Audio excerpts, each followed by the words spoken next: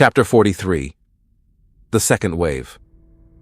The chamber paused, just long enough for Mac and Ace to suck in ragged, bloody breaths.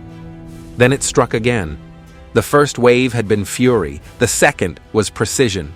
The glyphs reorganized in a blur, thousands of symbols snapping into place with mechanical violence. The walls didn't just glow, they ignited, bleeding light until every edge was sharpened into blade brightness. Mac felt the hair on his arms stand.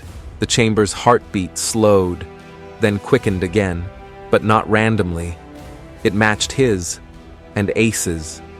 Their pulses thrown back at them, doubled, amplified until Mac thought his heart would burst through his ribs. Ace clutched his chest, the shard in him thrumming, veins lit like molten wire. He groaned but kept his rifle up. "It's sinking to us, reading us, bloody clever." Mac spat blood, lifted his gun higher. "Then let's give it a rhythm it can't dance to."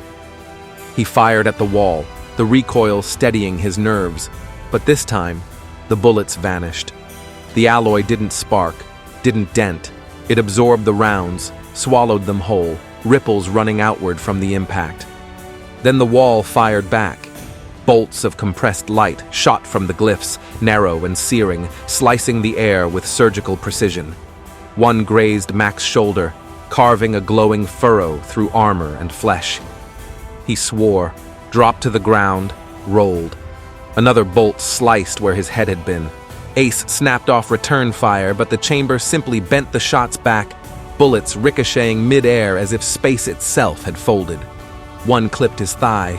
He hissed, staggered, but refused to drop.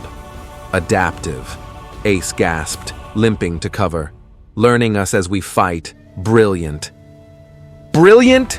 Mac barked, hurling a grenade instead of words. The device clattered against the living floor, popped, and the explosion folded inward, inverted, collapsing into nothing but a puff of smoke.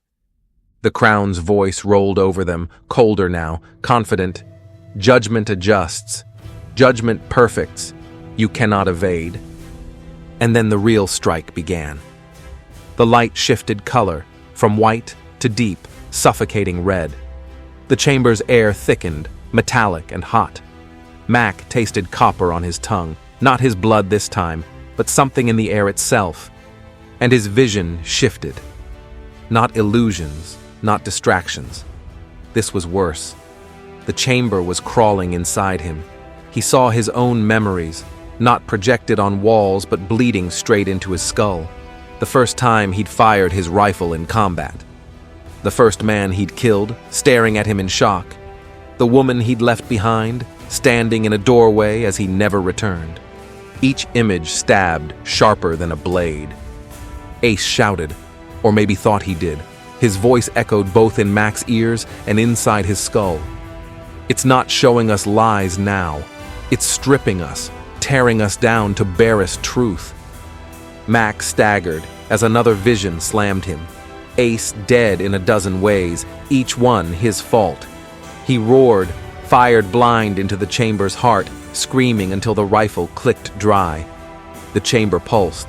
The glyphs shifted. More bolts of light fired. One clipped Ace's shoulder, spinning him down in a spray of blood. He dropped hard, teeth snapping shut on his tongue, blood bubbling down his chin. Mac dove, dragged him behind a molten outcropping that shifted under their weight like muscle. Ace groaned, still clutching his rifle, still refusing to drop it. His eyes were wild, fever bright. "Don't stop!" he wheezed. "If we stop, it wins!" Mac rammed a fresh mag into his rifle, slapped it home, and leaned out. The bolts came faster now, dozens at once, painting the chamber with lines of searing red.